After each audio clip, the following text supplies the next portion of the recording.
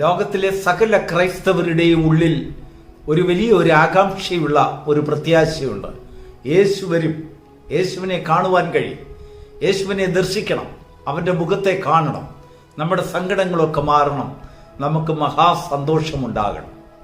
ഇത് ആഗ്രഹിക്കാത്തവരാരുമില്ല. ദൈവത്തിന് മഹത്വം.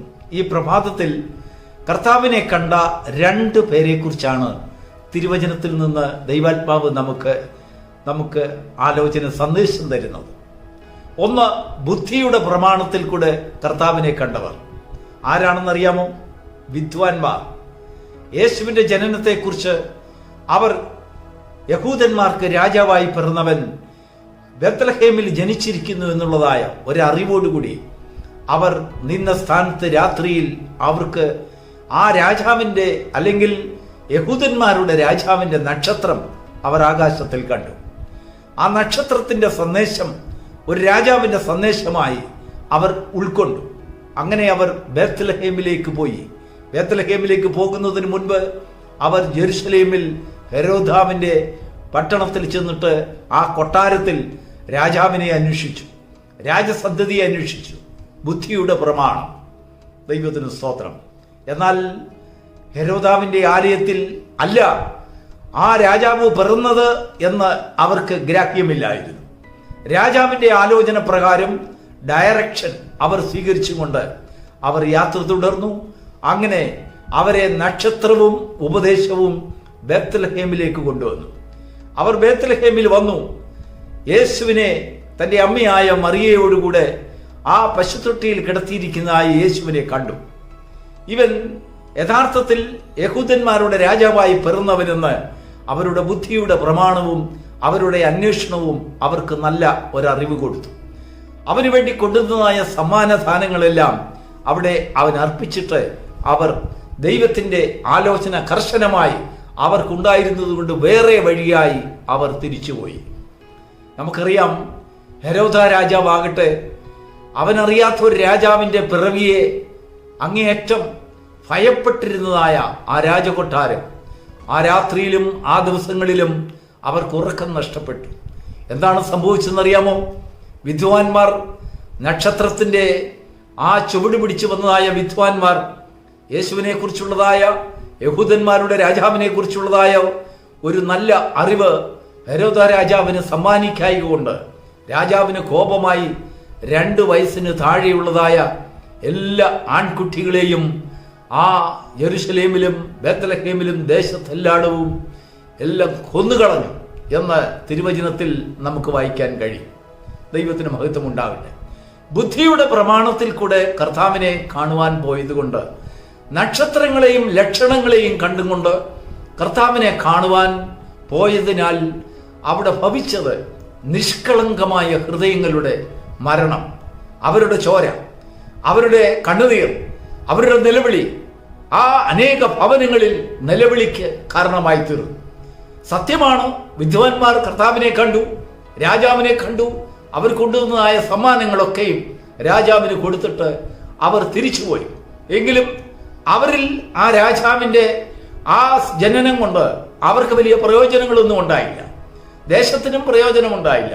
ദേശത്താകട്ടെ ആ രാജ്യത്താകട്ടെ അനേക അമ്മമാരുടെ കണ്ണുനീരിന്, അനേക ഭവനങ്ങളിലെ നിലവിളിക്ക് അത് കാരണമായി തീർന്നു. അവരുടെ സന്തോഷം നഷ്ടപ്പെട്ടു പോയി. അവർ ഓമനയായി വിചാരിച്ചതായി അവരുടെ കുഞ്ഞുങ്ങളെ ബലിയർപ്പിക്കേണ്ടി വന്നു. എന്തിനു വേണ്ടി? ഇസ്രായേലിൽ ഒരു രാജാവ് പിറന്നെന്ന് പോലും, ഇസ്രായേലിന്റെ രാജാവായി പിറന്ന ക്രിസ്തു അവൻ പിറന്നെന്ന് പോലും ആ ഭവനങ്ങളിൽ കണ്ണുനീരിനെ കൊണ്ടുവന്നു. തിരിച്ച് നമുക്ക് ലൂക്കോസിന്റെ സുവിശേഷം 2-ാം അധ്യായത്തിലേക്ക് ഒന്ന് കടന്നു വരാം. അവിടെ ഇതാ വേറൊരു കൂട്ടരെ കാണുന്നു. രാത്രിയിൽ ആടുകളെ കാത്തുകൊണ്ട് കിടന്നതായ ഇടയന്മാർക്ക് ദൂതന്മാർ പ്രത്യക്ഷനായി. അവരോട് പറയുകയാണ്, നിങ്ങൾക്ക് ഞങ്ങൾ ഒരു സദ്വർത്തമാനം അറിയിക്കാൻ വന്നിരിക്കുക. അവർ നോക്കിയപ്പോൾ അവർക്ക് ചുറ്റും മിന്നുന്നതായ വെളിച്ചത്തോടുകൂടി ദൂത ശബ്ദം അവർ ശ്രവിക്കുകയുണ്ടായി. ദൂതൻ അവരോട് പറയുകയാണ്, സകല ജനത്തിനും സന്തോഷമുളവാക്കുന്നതായ ഒരു വലിയ സുവാർത്ത ഞാൻ നിങ്ങളോട് അറിയിക്കുവാൻ പോകുന്നു. ദൈവത്തിന് സ്തോത്രം.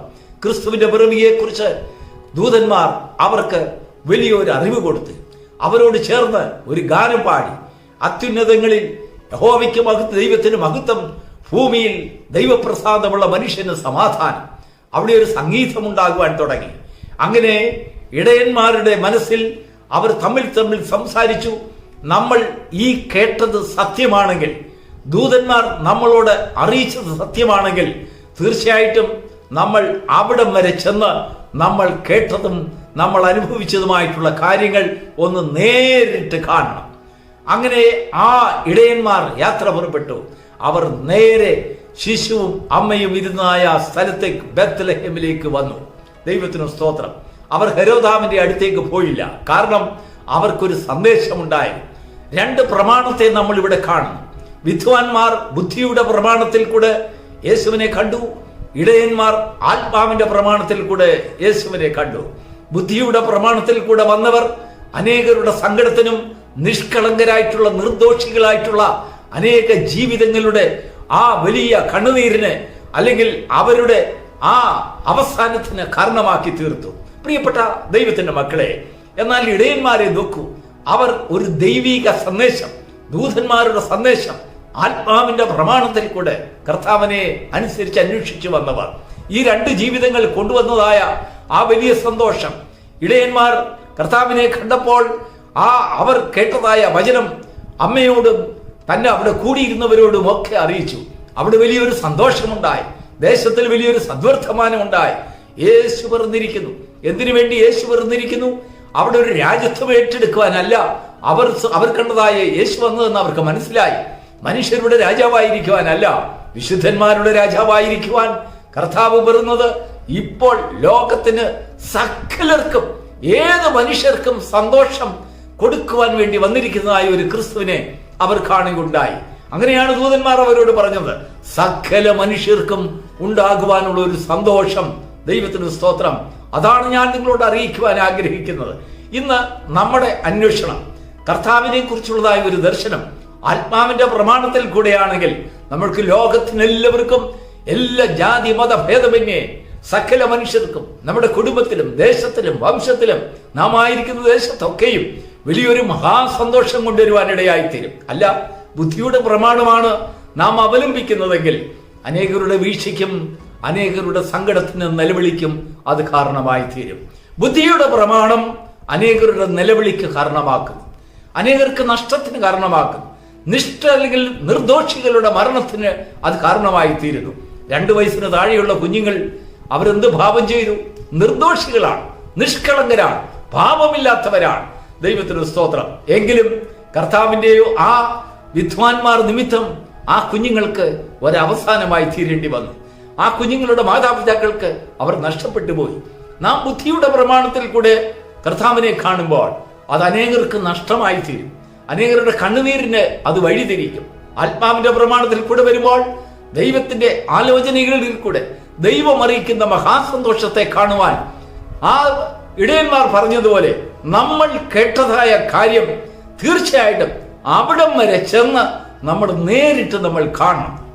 ഇങ്ങനെ ഒരു അന്വേഷണം നിന്റെ ഹൃദയത്തിൽ ഉണ്ടാകുന്നുണ്ടെങ്കിൽ, നീ കേട്ട സന്തോഷം നീ നേരിട്ട് കണ്ട് അത് സത്യമാണെന്ന് മനസ്സിലാക്കുന്നുണ്ടെങ്കിൽ, ആ അന്വേഷണം അനേകർക്ക് സന്തോഷത്തെ കൊണ്ടുവരുന്നതിനിടയായിത്തീരും.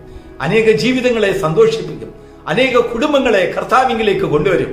ഈ സന്തോഷം കാണുവാൻ നീ കേട്ടതായ സംഗീതം, അത്യുന്നതങ്ങളിൽ ദൈവത്തിന് മഹത്വം, ഭൂമിയിൽ ദൈവപ്രസാദമുള്ള മനുഷ്യന് സമാധാനം, ഈ സമാധാനത്തെ മറ്റുള്ളവരിലേക്ക് പകർന്നു കൊടുക്കുന്ന ഒരു കാഴ്ചയായി നിന്റെ അന്വേഷണം അത് കാരണമായി തീരും.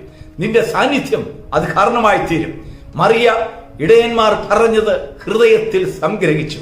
അനേക മാതാക്കൾ അവർ കേൾക്കുന്നത് അവരുടെ ഹൃദയങ്ങളിൽ സംഗ്രഹിക്കുന്നതിന്, അവരുടെ കുഞ്ഞുങ്ങളെ കുറിച്ചുള്ളതായ ഒരു സദ്വർത്തമാനം അവരുടെ ഹൃദയങ്ങളിൽ സംഗ്രഹിക്കുന്നതിന് ഇടയായിത്തീരും. കാരണം അവർ സ്വതവേ പറഞ്ഞതല്ല, ആത്മാവിന്റെ പ്രമാണത്തിൽ കൂടെ, ആത്മാവിന്റെ ആലോചനയിൽ കൂടെ, ആത്മീക സന്ദേശത്തിൽ കൂടെ നിന്റെ ക്രിസ്തുവിലേക്കുള്ളതായ ദർശനം ബുദ്ധിയുടെ പ്രമാണത്തിലോ ആത്മാവിന്റെ പ്രമാണത്തിലോ നിന്നെ തന്നെ ശോധന ചെയ്യുവാൻ ദൈവം ഈ പ്രഭാതം നിന്നെ സഹായിക്കുമാറാകട്ടെ.